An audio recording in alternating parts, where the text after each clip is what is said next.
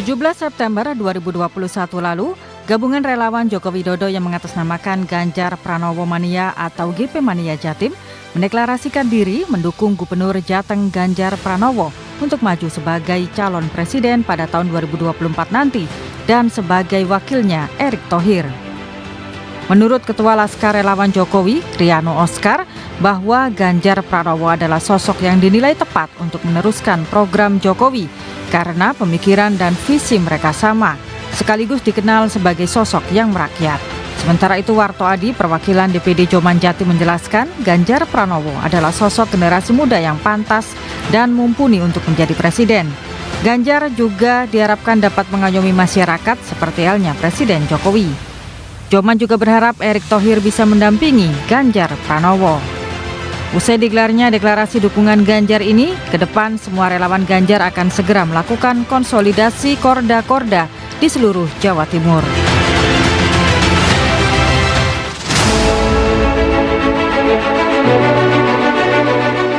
Di Blitar, bertempat di Sekretariat Relawan Ganjaris di Jalan Palem, Kota Blitar, puluhan kelompok yang mengatasnamakan Relawan Ganjaris untuk Presiden 2024 Blitar Raya sebelumnya juga melakukan deklarasi mendukung Ganjar Pranowo untuk menjadi Presiden tahun 2024. Deklarasi dilakukan 17 Agustus 2021 lalu.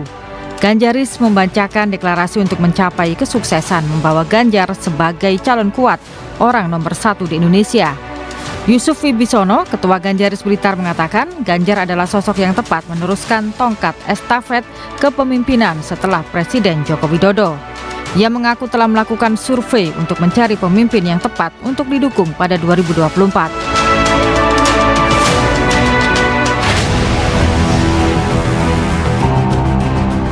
Sementara itu, sejak awal Juli 2021 lalu, baliho bergambar Puan Maharani, Ketua DPR RI, mulai banyak bertebaran di sejumlah kawasan di kota Surabaya dan di beberapa kota di Jawa Timur. Jumlahnya pun hampir puluhan. Baliho bertuliskan Mbak Puan ini semakin menguatkan putri dari Ketua Umum PDI Perjuangan Megawati Soekarno Putri ini maju pada Pilpres 2024 mendatang. Menanggapi baliho dan videotron Puan Maharani, Baktiono, Ketua Sekretaris DPC PDI Perjuangan Surabaya mengatakan jika baliho tersebut dipasang oleh masyarakat karena kecintaan dan dukungan terhadap Puan atas jasanya selama 30 tahun berjuang di Partai Banteng Moncong Putih.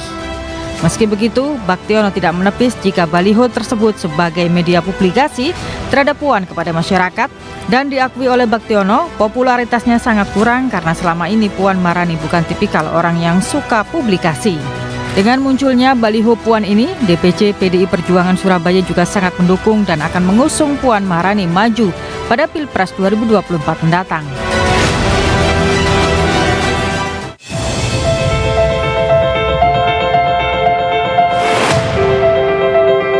Meraih simpati warga, relawan Puan juga melakukan aksi gotong royong untuk meringankan beban warga terdampak pandemi. Seperti yang dilakukan oleh warga Wonokromo, Surabaya bersama relawan Dapur Umum Puan Maharani membagikan ratusan nasi kotak gratis. Nasi kotak gratis ini dibagikan setiap harinya melalui dapur umum kepada warga pekerja informal seperti pengayuh becak, ojol hingga sopir angkutan umum dan sejumlah komunitas yang selama ini merasakan dampak akibat pemberlakuan PPKM di Surabaya. Selama masa PPKM, dapur umum ini menyediakan sebanyak 200 nasi kotak. Meski Pilpres masih baru dilaksanakan 2024, Ganjar dan Puan terus berebut simpati masyarakat Jawa Timur yang notabene juga merupakan pundi-pundi suara terbanyak dari partai berlambang moncong banteng ini.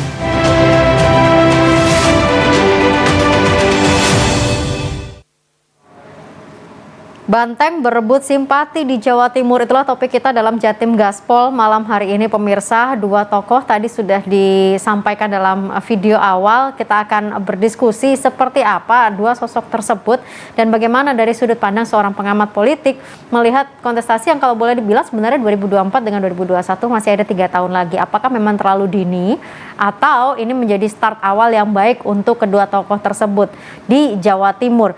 Kita coba berdiskusi. Saya menyapa dulu yang sudah hadir di studio JTV, ada Pak Surokim Abdussalam, Esos MSI. Beliau adalah pengamat politik dari Universitas Trunojoyo, Madura. Pak Surokim, selamat malam. Selamat malam. Terima kasih Agnes. sudah berkenan hadir di JTV untuk bisa bertemu langsung. Kemudian saya juga menyapa Mas Husnul Wafik, SIP, Koordinator Relawan Puan Jawa Timur di line Zoom. Mas Husnul, selamat malam. Selamat malam, Mbak. Terima kasih sudah bergabung. Kemudian juga ada anggota Ganjaris Blitar, Mas Budiman Satria Agung. Mas Budiman, selamat malam di line Zoom. Assalamualaikum. Maaf saya mengikuti dari mobil ini ya. Siap. Sambil parkir. Siap, mudah aman semua di perjalanan ya, Mas Budiman. Mudah-mudahan kita bisa lanjut diskusinya. Baik, pemirsa, kita langsung saja. Saya menyoroti sebelum menuju ke para relawan atau mungkin anggota yang mengusung dua orang tersebut, saya ke Pak Surokim nih. Karena kita melihat Ganjar dan Puan ini berebut suara simpati di kantong-kantong PDIP Jatim. Seberapa kuat sih sebenarnya PDIP Jatim di konstelasinya nasional ini? Ya, sumbangsi pemilih Jawa Timur terhadap suara nasional relatif signifikan ya. Suara nasional itu kan 192 juta. Jawa Timur sekitar 31 juta. Artinya 16% dari yang bisa Jawa disumbangkan Timur. Jawa Timur untuk nasional. Kalau ditambah Jawa Tengah yang 28 juta, ditambah Jawa Barat 34 juta, DKI Jakarta 7 juta, Banten 8 juta, DIY 2,5 juta, itu Jawa saja ini 57%. Jadi siapa saja yang menguasai Jawa, dia potensial menang. Itu selalu dikatakan setiap kali pelaksanaan pemilu nasional ya. Dan angka 16% itu seksi Jawa Timur. Ya. Jadi menurut saya itu kenapa kemudian pertempuran di tiga daerah itu, Jawa Barat, Jawa Tengah, dan Jawa Timur, itu selalu menjadi barometer, selalu signifikan dalam konteks nasional. Itulah kenapa kita melihat pemirsa memang kedua tokoh tersebut yang boleh dikatakan akhirnya menggarap 3 kantong itu ya harus serius. Ya, yang notabene boleh dikatakan Jawa Tengah begitu ya. Betul. Pak Ganjar dan juga Bu Puan. Saya mencoba bergeser dulu nanti ke para narasumber lain terkait dengan koordinator relawan dan juga anggota dari Ganjaris Blitar, tapi kita jeda dulu, kami kembali saat lagi pemirsa.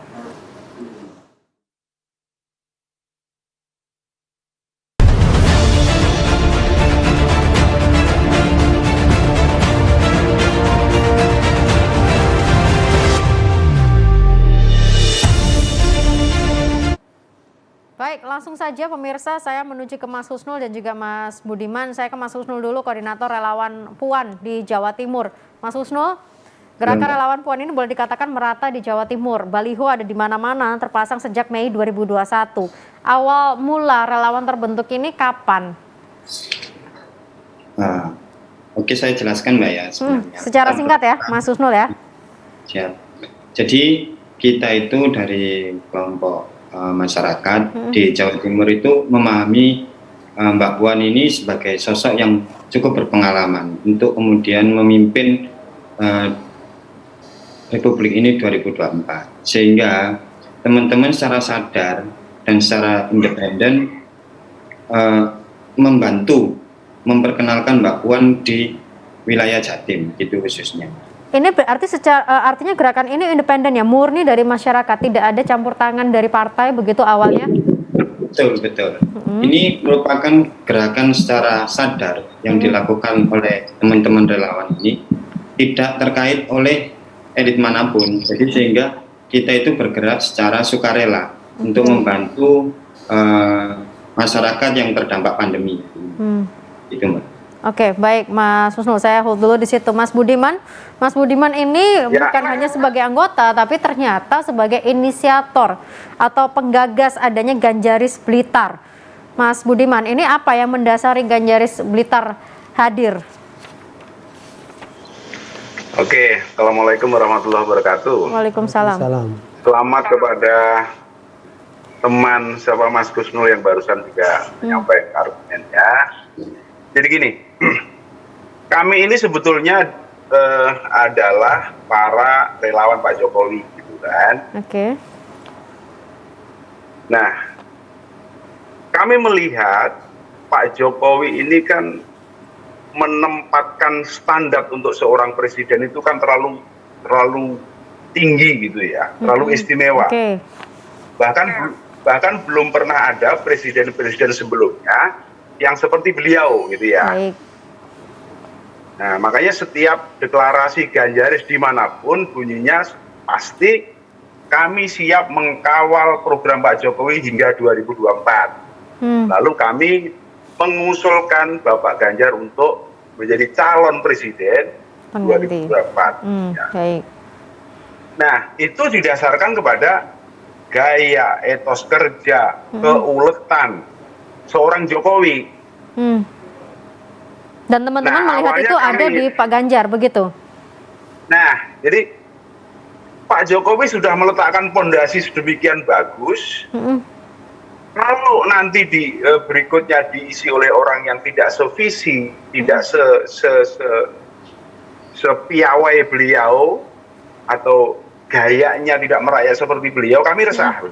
Oke. Nah, akhirnya kami coba melihat beberapa tokoh nasional ini, kita kupas satu persatu, ternyata yang paling mendekati itu adalah Pak Ganjar. Disitulah akhirnya kita tergabung dalam Ganjaris. Jadi banyak ya relawan Pak Ganjar ya. Kami adalah Ganjaris. Oke, ini yang dari Ganjaris. Lalu sekarang berkembang di setiap daerah, salah satunya adalah Blitar, karena kampung halaman saya. Saya kembangkan di sana dan ternyata luar biasa respon teman-teman di sana. Ini berarti murni dari masyarakat, dari relawan Pak Jokowi tanpa ada campur tangan elit partai atau mungkin partai, begitu? Murni? Murni Mbak, murni. Independen Bahkan kita berarti ya? sering patungan apa-apa udah biasa, karena kita relawan sebelumnya. Oke, baik. Artinya juga sempat berkomunikasi dengan yang didukung atau Pak Ganjar, begitu? Terkait dengan adanya Ganjaris ini sudah sempat berkomunikasi dengan Pak Ganjar juga? Itu sebuah pertanyaan yang saya pikir nggak perlu dijawab. Ya, karena kan kalau memang independen, artinya kan juga harus kita melihat bagaimana efektivitas dari keberadaan Ganjaris ini. Enggak, kami bergerak sendiri. Beliau biar konsentrasi menuntaskan tugasnya sebagai gubernur. Kami ini adalah letupan dari nurani masing-masing yang merasa cocok. Oke. Gitu. Jadi Baik. tanpa komando beliau. Tanpa komando dari beliau, begitu ya? Ya. Oke, baik. Saya juga menanyakan hal yang sama ke Mas Kusnul. Mas Kusnul, ini artinya juga bergerak secara mandiri begitu tanpa ada komando dari yang didukung begitu, atau bagaimana komunikasi antara pendukung relawan dengan Mbak Puannya sendiri? Jadi kalau di kita ini ya, khususnya untuk relawan Mbak Puan Maharani ini yang terbentuk di wilayah Jatim ini, sebenarnya muncul dari solidaritas teman-teman yang kemudian menganggap bahwa tokoh publik hari ini yang pantas untuk memimpin tahun ke depan itu adalah Mbak Puan Maharani sebagai sosok yang sangat berpengalaman dalam bidang pemerintahan, baik di level legislatif maupun eksekutif. Nah, sehingga kita perlu untuk memperkenalkan kepada warga Jatim tentang sosok Mbak Puan ini, begitu, sebagai sosok pemimpin yang memang sangat berpengalaman untuk memimpin masa depan Indonesia ini. Nah, untuk terkait koordinasi kita, bagaimana cara gerak kita dan lain sebagainya, memang ini kan momen yang banyak bermunculan relawan-relawan di penjuru daerah. Tapi untuk khusus kita itu, memang koordinasinya di level akar rumput, Mas Yan, di level akar rumput untuk membantu program-program yang dibutuhkan oleh masyarakat secara langsung, baik di level individu, kelompok, maupun secara luas gitu. Kita fokus pada agenda program-program yang kita sudah susun secara internal sebenarnya, baik secara door to door maupun membuka dapur umum maupun gerbek warung begitu. Baik, Mas Kusnul, saya kembali ke Pak Surokim. Pak Surokim, ini kan artinya kan para relawan atau mungkin independen dari masyarakat sendiri mencoba mengusung masing-masing tokohnya. Gimana Pak Surokim melihat? Artinya apakah memang kedua tokoh politik tersebut boleh dikatakan sangat-sangat diuntungkan dengan adanya gerakan ini? Bagaimana dengan partai politiknya sendiri? Ya, dalam konteks pemilu langsung, keberadaan gerakan-gerakan non-struktural seperti ini penting. Karena sekarang ada elektabilitas. Dan setiap ketua umum ketika mau merekomendasi calon, pasti mempertimbangkan elektabilitas itu. Jadi inilah yang menjadi salah satu ya sumber pertimbangan. Tidak hanya dia kuat secara struktur di partai, tapi juga dia harus kuat di grassroots, di voters. Di voters ya. Nah, calon yang punya kombinasi keduanya itu punya peluang dipertimbangkan, karena hampir semua partai politik ketika memberi rekomendasi tidak ada yang semangatnya kalah, semangatnya ingin menang gitu. Termasuk PDIP. Jadi sesentral-sentralnya Bu Megawati sebagai ketua umum PDIP pasti tetap akan mempertimbangkan elektabilitas, karena memang ini pemilu langsung, pemilu yang didasarkan kepada voters. Artinya menurut Pak Surokim di sini posisi partai belum bergerak sama sekali kah ketika di sini elektabilitas ini dimunculkan oleh voters atau mungkin masyarakat? Seberapa jauh posisi partai politik pergerakannya saat ini? Ya, memang selalu dinamis, apalagi ini kan tidak hanya persoalan capres, tapi kan juga persoalan cawapres. Betul, wakilnya. Kombinasi koalisi dan lain-lain. Saya pikir ini waktu yang cukup, sehingga kalau munculnya relawan-relawan Pak Ganjar, relawan-relawan Mbak Puan ini sudah sejak awal muncul, saya kira itu positif. Positif ya, tidak hanya bagi para calon, tapi juga publik. Kita kemudian akan disuguhi, iya, supaya tidak kemudian mendadak memilih kita, tapi sebelumnya sudah bisa tracking, sudah bisa mempertimbangkan, dan saya kira itu positif. Oke, kita jeda dulu sebentar, kami kembali saat lagi untuk Anda pemirsa.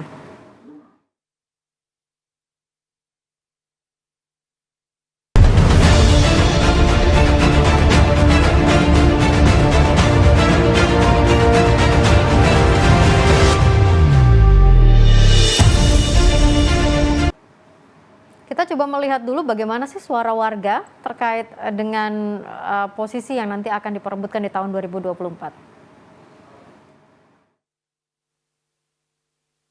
Ya kalau misalnya mau, ya saya bilang tadi kan kalau mau dibandingin antara Pak Ganjar sama Bu Puan kan ya nggak bisa dibandingin juga sih.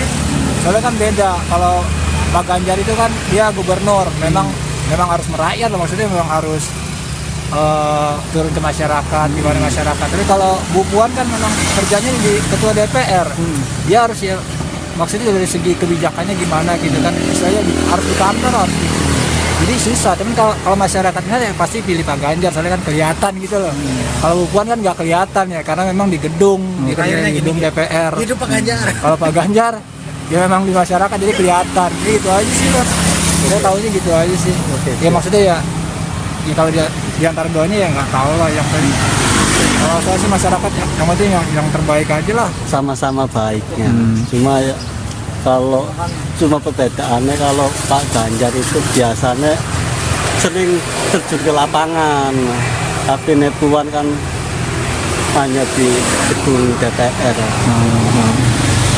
Jadi saya nggak tahu pasti sosok Mbak Puan gitu.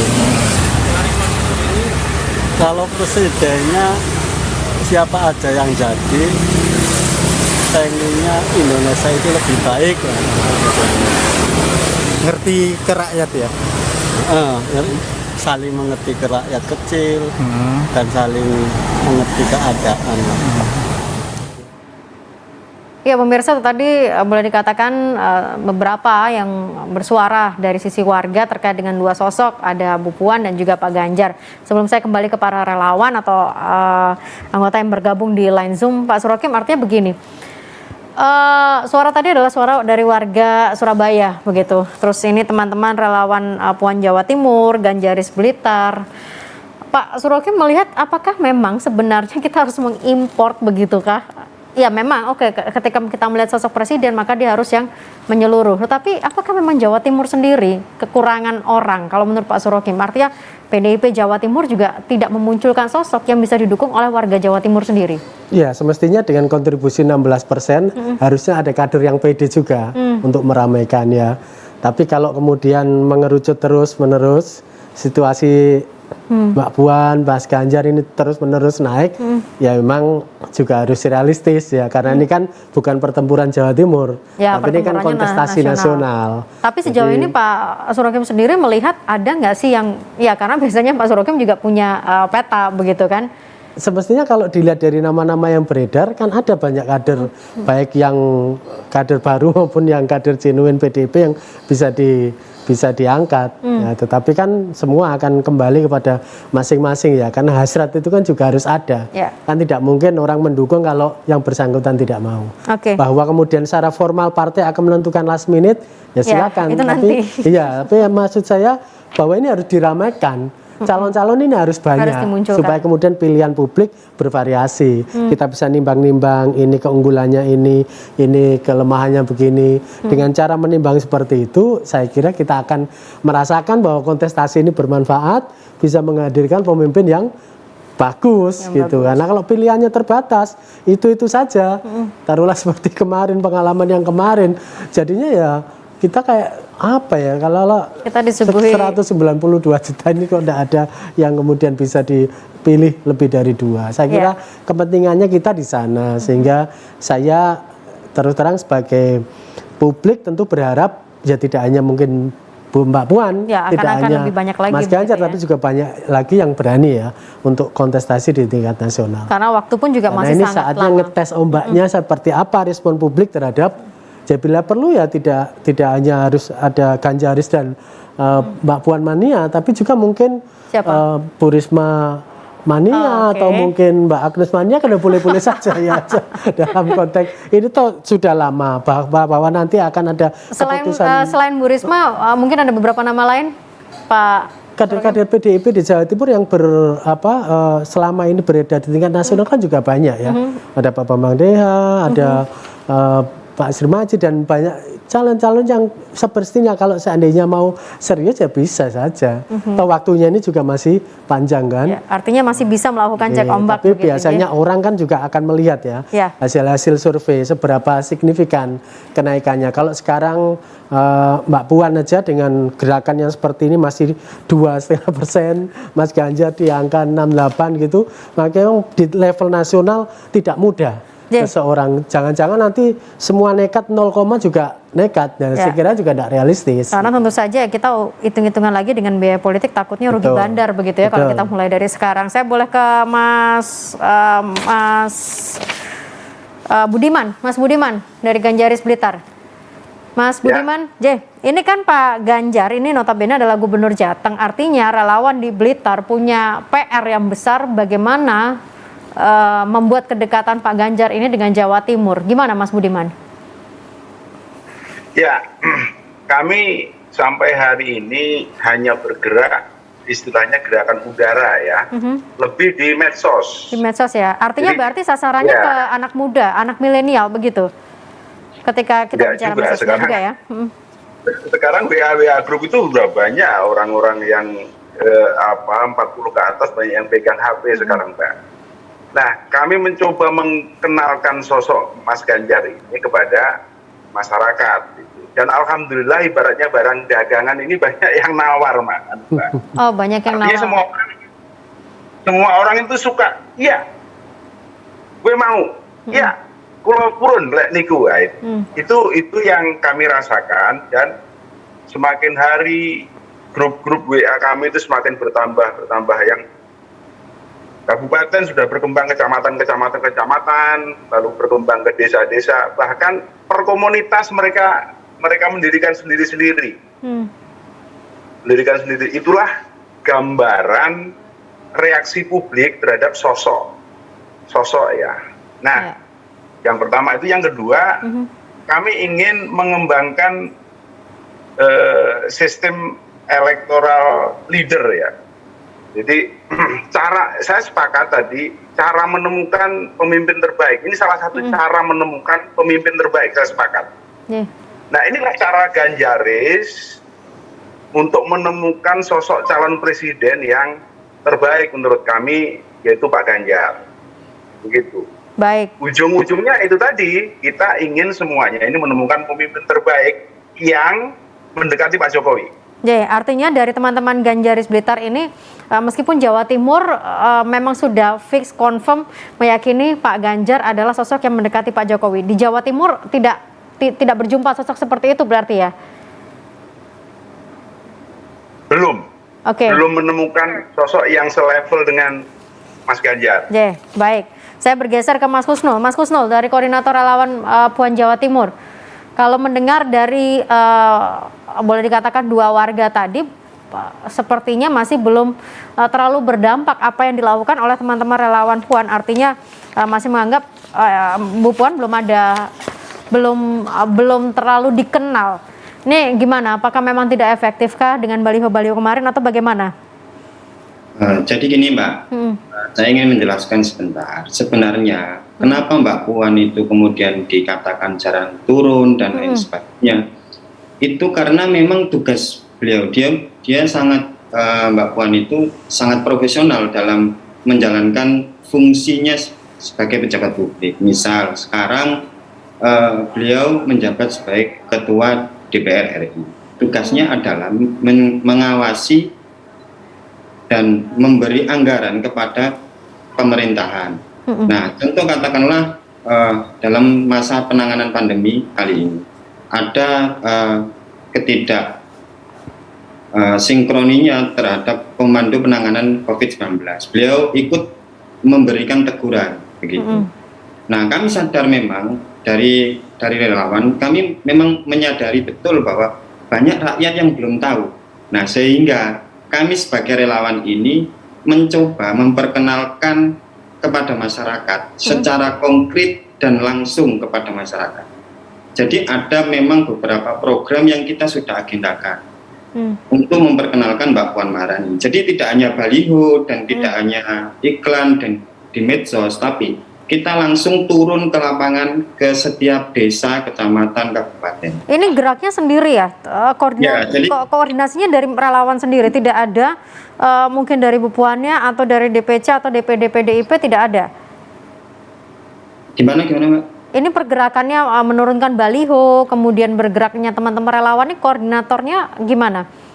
Berkoordinasinya, artinya apakah atas arahan dari Bu Puan sendiri atau ada arahan partai politik juga? DPC, PDIP, DPD? Jadi kita kan sebenarnya banyak ya masyarakat itu kemudian antusias terhadap Mbak Puan, terutama di wilayah Jawa Timur ini. Nah, untuk kita sebagai relawan ini, kita melakukan gerakan yang kita sebut adalah door to door, dari rumah ke rumah, ya.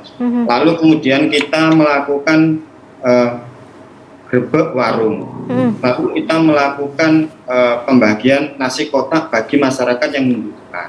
Jadi untuk baliho-baliho dan lain sebagainya itu memang mereka mempunyai kreativitas tersendiri begitu untuk melakukan sosialisasi sosok Mbak Puan ini kepada masyarakat wilayah Jawa Timur. Baik, saya confirm ulang, artinya tidak ada atau belum ada pendampingan dari partai, baik DPC atau DPD. Dan kita memang belum melakukan koordinasi apapun terkait tentang gerakan kita ini, karena memang ini murni independen dari kesadaran kita. Nah, untuk gerakan kita ini alhamdulillahnya Mbak, itu sangat diterima oleh masyarakat. Bahkan sekarang itu setiap hari itu mereka itu meminta kemudian pendampingan dari kita, dari desa-desa, dari kecamatan, untuk kemudian misalnya mereka melakukan pendataan, ada masyarakat yang ingin dibantu untuk memenuhi kebutuhan pokoknya, misalnya masalah prokes. Baik. Jadi tidak hanya nasi kotak maksud saya di sini. Baik. Oke, Mas Husnul sebentar. Saya hold dulu sebentar. Saya ke Mas Budiman, sebelum nanti saya kembali ke Pak Surokep di studio. Mas Budiman. Ya. Saya juga mengkonfirm ke Mas Budiman, apakah ada pendampingan dari partai? Sebelum saya jawab, saya coba ulangi pertanyaan yang tadi.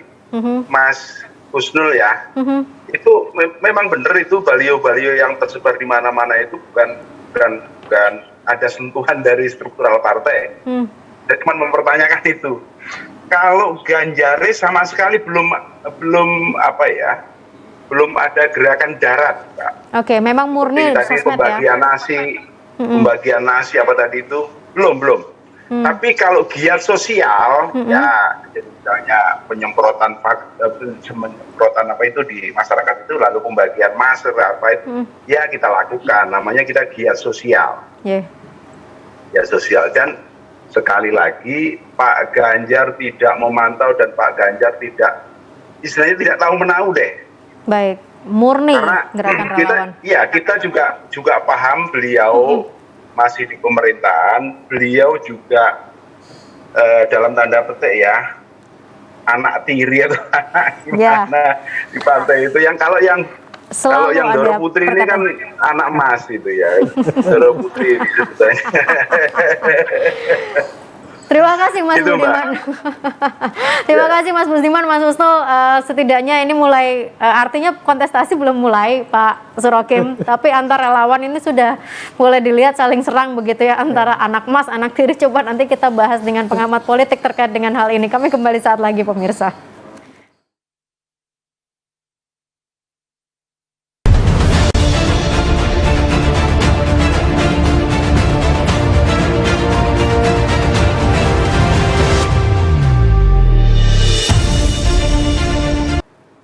Boleh dikatakan pemirsa, kubu PDI Perjuangan terpecah karena ada Ganjar, ada Puan yang sama-sama dari Jawa Tengah, dan kita tidak tahu apakah masih ada lagi calon-calon lain yang akan muncul karena waktunya pun juga masih sangat panjang. Tapi yang menarik di sini adalah kita melihat Bu Puan, boleh dikatakan Pak Surokim, Bu Puan itu orang dalam yang benar-benar di dalam begitu kan, dibandingkan dengan Pak Ganjar. Istilah anak tiri itu sudah sering kita dengar juga ketika tingkat DPP begitu. Tadi relawan juga mengatakan begitu. Gimana Pak Surokim melihatnya? Ini kan ada dua tahap ya, usulan partai dan pemilihan langsung. Ya. Usulan partai ini tergantung partainya kan, partai melihat situasi bagaimana itu. Nah karena ini dibutuhkan dua-duanya yang kuat. Kalau kemudian kita mau menimbang-nimbang, ya mungkin istilah tadi benar ya, mungkin karena Mas Ganjar kan ya bukan Doro Dalem ya istilahnya, gennya kan bukan gen pemilih PDP. Sementara Mbak Puan punya. Ya, tapi nanti setelah usulan partai kan penentunya adalah voters. Jadi orang yang kuat di partai, lalu kemudian direkom oleh partai, belum tentu dia bisa menang di level pemilu langsung. Demikian juga orang yang elektabilitasnya kuat di level voters, kalau tidak direkom partai, dia mau apa? Kecuali kalau dia mau berangkat lewat jalur independen. Dan itu belum ada selama ini di negeri ini, orang kemudian dalam tempo 2 tahun bisa menyiapkan diri untuk bisa jalur independen. Artinya jalurnya masih partai politik. Artinya begini Pak Surokim, apakah kemudian PDI Perjuangan mau melakukan gambling dengan mengusung orang versi dari partai politik? Kita tahu beberapa kali PDI Perjuangan cukup mengabaikan suara dari netizen begitu kan, suara dari masyarakat. Yang penting ini mungkin dengan membawa terah begitu, dan kemudian mungkin orang dalam. Ya orang semua sedang menduga-duga siapa sebenarnya yang akan direkom oleh Bu Megawati sebagai pemilik saya di PDIP. Dan semua orang juga melihat kepiawaian Bu Mega ya selama ini, apakah di pilkada kabupaten kota maupun provinsi, termasuk dengan pilpres, punya pengalaman beliau ini cukup panjang ya untuk menempatkan orang-orangnya. Dan kadang-kadang jangan lupa juga seperti mendadak kemudian Pak Jokowi ditarik di level nasional, yang pada saat itu mungkin orang tidak menduganya, bisa jadi Bu Mega juga bisa melakukan itu. Jika sekali lagi PDIP pasti dalam kepentingan untuk bertarung dan memenangkan kontestasi itu. Nah kalau ingin menang dalam kontestasi itu, maka modal partai juga harus kuat, modal voters harus kuat. Nah tergantung, kalau kemudian sekarang mengerucut apakah Mbak Puan punya dua-duanya, apakah Mas Ganjar punya dua-duanya, kita buktikan aja, kita lihat aja pergerakannya dalam 2 tahun ini nanti seperti apa. Mungkin Pak Ganjar yang mungkin secara struktural partai lebih kuat dari Mbak Puan, bisa punya daya tawar di elektabilitas. Begitu juga Mbak Puan, mungkin elektabilitasnya tidak terlalu tinggi, tapi kemudian strukturalnya, dukungan strukturalnya kuat, sehingga orang juga bisa melihat mungkin Mbak Puan tidak kuat di level presidennya, tapi di hasil survei yang akhir-akhir ini muncul di berbagai lembaga survei, Mbak Puan kuat sekali dalam posisi sebagai wapres. Nah, jadi sebenarnya hal seperti itu atau pasti juga ada posisi secara kepartean, artinya ketua umum begitu. Iya, dan kunci itu ada di ketua umum, dan Mbak Puan sepertinya lebih dekat punya kunci itu ketimbang yang anak tiri atau kalau itu tidak perlu didiskusikan lagi. Tapi intinya bahwa betapa pemilu langsung ini tidak mudah. Orang bisa kuat di struktur partai, kalau votersnya tidak kuat juga tidak bisa menang kontestasi. Sebelum saya kembali ke teman-teman relawan, Pak Surokim, artinya apakah ketika ada beberapa seperti yang muncul sekarang begitu ya, Bu Puan, Pak Ganjar, boleh dikatakan PDI Perjuangan pecah begitu atau bagaimana? Saya kira kalau lihat pengalaman PDIP selama ini enggak ya? Tidak. Begitu Bu Megawati ini dawuh, ya, itu semuanya tegak lurus. Itu sudah tradisi di PDIP yang kita lihat dalam beberapa dekade terakhir ini, ketika kepemimpinan Bu Megawati sangat kuat. Dan bahkan kita lihat kemarin kan ya, di saat kemudian semua orang di level ini sewot dengan Mas Ganjar, Bu Mega masih bisa menyapa Mas Ganjar dengan baik. Artinya bahwa beliau ini itu real kingmaker menurut saya ya di PDIP, termasuk dalam Pilpres ini. Bisa jadi orang kemudian, wah jangan-jangan nanti Bu Mega sudah sini sama Pak Ganjar, belum tentu juga. Dan itu juga mungkin yang membuat pamor PDI Perjuangan sebenarnya masih berada di posisi atas. Dan sepertinya kemampuan Bu Mega untuk mendengar berbagai arus informasi yang masuk beliau ini selama ini kalau dilihat di pilkada maupun pilpres sepertinya cermat menurut pendapat saya. Baik, saya ke Mas Husnul. Mas Husnul, sebagai relawan dari Bu Puan, apa yang mungkin strategi-strategi dalam 1 atau 2 tahun ini, karena boleh dikatakan ini sangat-sangat menentukan, apa yang digambarkan oleh teman-teman relawan? Kalau sampai sekarang kita itu masih fokus mengagendakan yang sudah kita yakini bersama begitu, yaitu berupa door to door, kemudian dapur umum sama gerbek warung. Itu agenda fokus kami untuk kemudian mendekatkan Bu Puan ini kepada masyarakat di wilayah Jawa Timur. Nah, untuk cara teknisnya kinerja dapur umum yang kita lakukan ini adalah membuka relawan di setiap kabupaten dan kecamatan yang secara sukarela ingin membantu masyarakat yang ada di wilayahnya tersebut. Nah, kemudian kita melakukan bagi-bagi apa yang kita punyai, misalnya sembako, kemudian nasi kotak, lalu ada yang kemudian korek api. Nah, itu yang kita punyai, kita berdayakan kepada masyarakat yang membutuhkan. Yang sekarang ini kan situasi memang sangat sulit. Ya, jadi semuanya memang sulit, kena pandemi dan lain sebagainya. Kita melakukan juga pendampingan terhadap warung-warung kecil yang ada di desa, yang ada di kecamatan, yang mereka butuh pendampingan secara terus-menerus di dalam situasi seperti ini. Nah, fokus kita relawan ini jadi tidak hanya berkuar-kuar di medsos dan lain sebagainya, enggak, tapi kita lebih fokus untuk menyentuh masyarakat kecil sehingga mereka tidak hanya sebatas terombang-ambing oleh informasi yang kadang tidak benar gitu. Baik. Tapi ngapunten Mas Husnul, kalau boleh saya sedikit bertanya, karena mungkin ini urusan dapur dari Mas Husnul dan teman-teman relawan begitu ya. Ini memang murni, kalau effort dari teman-teman relawan, untuk dana dan biaya murni dari relawan juga independen kah atau bagaimana? Ya, jadi itu memang solidaritas kita, Mbak. Jadi relawan ini kan memang sudah sampai dari munculnya itu dari tahun lalu. Jadi itu solidaritas dari teman-teman. Jadi memang ada sebagian yang memang usaha kecil-kecilan. Nah, itu kan ada kemudian setiap bulannya kan mereka ingin menyumbang 100.000, 200.000. Nah, itu untuk dibagikan di kampung halaman masing-masing. Nah, agar kita ikut gerakannya itu memang menyeluruh, ya kita menarik semua teman-teman yang ingin bergabung secara sukarela. Jadi ini murni independen dari teman-teman yang melihat bahwa sosok Mbak Puan ini adalah pemimpin masa depan yang sudah berpengalaman dan tidak diragukan lagi soal integritasnya dalam menjabat, kemudian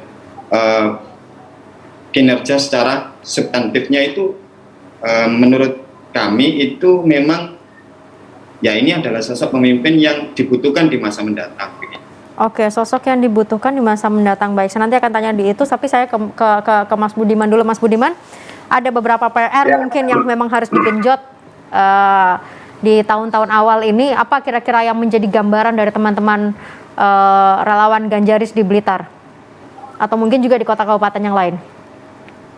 Ya, kami mengucapkan selamat dulu kepada Pak Gus Dur yang sudah melangkah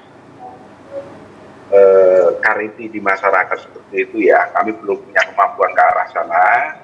Ini cuma sementara ini operasi simpatik aja lah, sama giat etos gitu ya. Nah, jadi kita mengenalkan kebaikan sosok Pak Ganjar, apa-apa yang dilakukan Pak Ganjar ini dengan tujuan masyarakat mengenal, sama seperti Pak Gus. Yeah. Nah, jadi sehingga kalau kemarin terakhir di survei posisi kita masih 17% nasional, dengan kita bergiat bersama ini, ya targetnya sampai 25% lah nasional kalau di survei. Gitu. Jadi ke depan tetap aja kami cuman mengenalkan. Oleh karena itu untuk kawan-kawan struktural partai PDI terutama ya, mohon kami ini jangan disikapi sebagai pesaing atau musuh lah, karena kan ini bola ini belum tentu kemana arahnya. Yeah. Saya yakin kejernihan seorang ibu, saya yakin kepiawaian beliau dalam menyerap aspirasi masyarakat, endi sing pantes gitu Pak, endi sing pantes, kira-kira. Saya masih yakin dengan itu kepiawaian beliau. Kita bergerak sama-sama aja lah. Yeah. Nanti ketika disurvei, ya siapa yang lebih laku di masyarakat, mestinya itu. Sekaligus ini merupakan cara elektoral internal Pak narasumber. Dulu orang menemukan sosok untuk diusulkan itu kan bisa konvensi, bisa raker-raker apa itu. Nah, sedangkan kami ini masyarakat biasa kan jarang terlibat di sana untuk ikut membidani lahirnya seorang pemimpin. Nah, inilah yang mau dilakukan.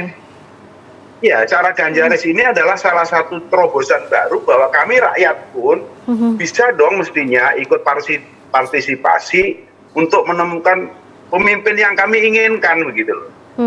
Tidak hanya monopoli struktural atau monopoli orang-orang yang elit lah, begitulah kira-kira Mbak. Baik Mas Budiman, Pak Surhakim, PDIP tentunya sebagai parpol penguasa harus mempertahankan trofi juara itu pastinya. Dan apa yang disampaikan oleh Mas Budiman dan juga mungkin Mas Husnul, artinya jangan tinggalkan masyarakat begitu kan. Ini gimana PDI Perjuangan mau mendengarkan suara masyarakat? Karena memang pemimpin itu harusnya lahir dari masyarakat. Ya, rumusnya memang dalam pemilu langsung penentu terakhir ya voters.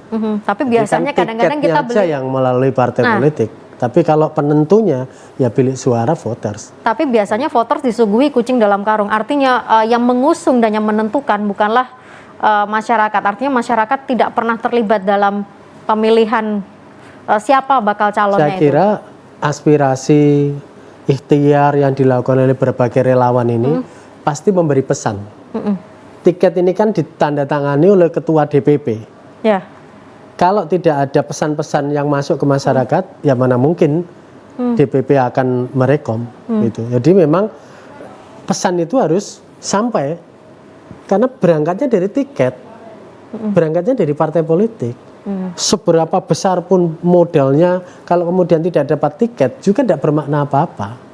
Demikian juga seseorang sudah jaminan dapat tiket, tapi votersnya 0, di bawah 10%, ya untuk bisa menang jadi sulit. Nah, ini pemilu langsung ini berkah bagi bangsa Indonesia, bahwa untuk penentuan itu kendati tiketnya dari partai politik, tapi penentunya tetap masyarakat Indonesia.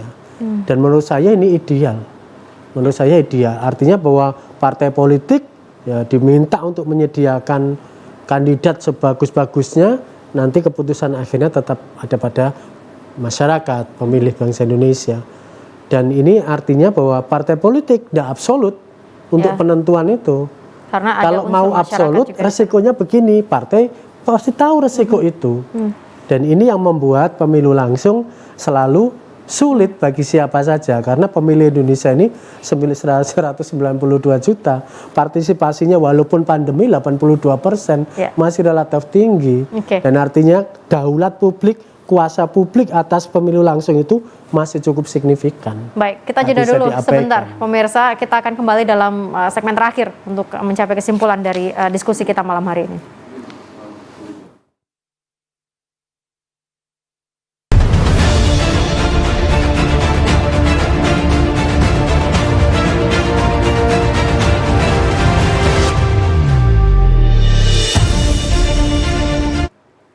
Saya punya waktu 7 menit sebagai penutup dalam diskusi kita malam hari ini, pemirsa. Saya nanti akan menutup dengan Pak Surokim, tapi saya ke Mas Husnul dulu sebagai koordinator relawan Puan Jawa Timur. Mas Husnul, monggo disampaikan harapannya seperti apa untuk Jawa Timur, karena mau tidak mau sosok yang diajukan adalah di Jawa Tengah begitu ya. Dan Mas Husnul tadi mengatakan Bu Puan itu adalah sosok yang tidak diragukan integritasnya. Apa yang ingin disampaikan dari relawan Puan Jawa Timur? Yang ingin kami sampaikan kepada warga seluruh Jawa Timur, yaitu jangan gegabah dalam mengambil kesimpulan. Jadi kita ingin menyampaikan kepada masyarakat Jawa Timur, yaitu pahami secara betul-betul terkait berita-berita tentang Mbak Puan Maharani. Kita memang ingin mensosialisasikan tokoh Mbak Puan Maharani ini sebagai sosok yang memang hadir di tengah situasi sulit seperti ini. Nah, kita berharap kepada relawan-relawan yang lain itu, yaitu memperkuat solidaritas masing-masing untuk bergerak membantu masyarakat. Begitu. Harapan kami dapat berkolaborasi. Semua relawan Mbak Puan ini kan banyak, Mbak. Banyak sekali. Harapan kami dapat berkolaborasi, bekerja sama untuk membantu masyarakat yang memang benar-benar membutuhkan. Kita sepakat memang Mbak Puan ini adalah sosok yang ideal. Nah, kalau bisa dikolaborasikan, bekerja sama, baik yang sudah terkoordinir maupun yang belum terkoordinir. Baik, Mas Husnul.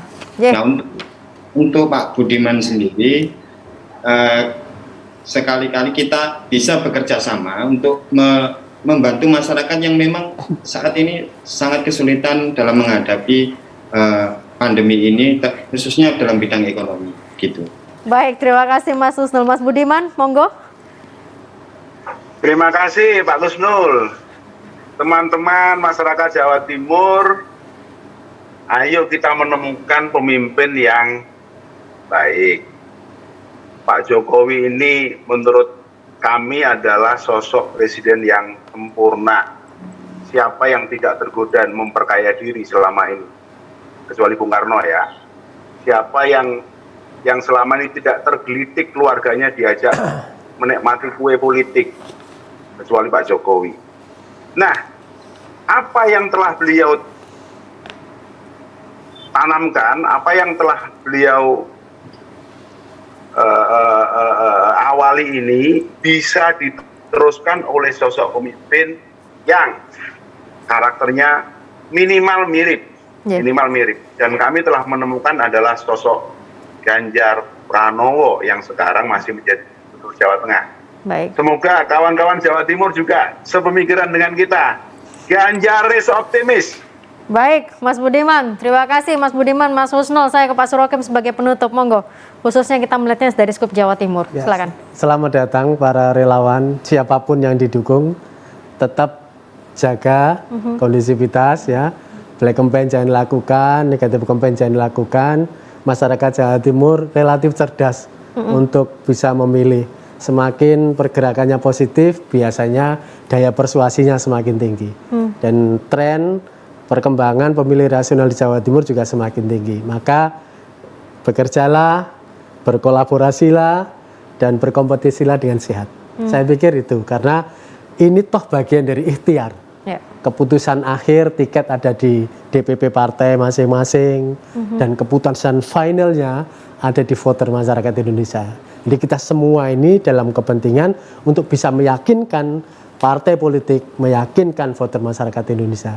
Dan selamat memulai pekerjaan panjang hingga 2024. Dan masih lebih panjang lagi untuk mengawal sampai dengan pemerintahan yang berikutnya, begitu ya Pak Tetap Surokim? positif. Gitu. Baik, terima kasih banyak Pak Surokim, sehat selalu. Mas Husnul, terima kasih. Mas Budiman, terima kasih, sehat selalu dan selamat bertugas pastinya. Dan pemirsa, demikianlah Jatim Gaspol pada hari ini. Mau tidak mau 2024 memang terlihat masih cukup lama, tapi setidaknya kita masyarakat punya peran bukan hanya sebagai pemilih, tapi juga kita memberikan pilihan untuk siapa yang nanti akan disetujui oleh partai. Karena penentunya secara absolut bukanlah partai, tapi tetap masyarakat sebagai penentu utamanya. Saya Agnes pamit, selamat malam, sampai jumpa.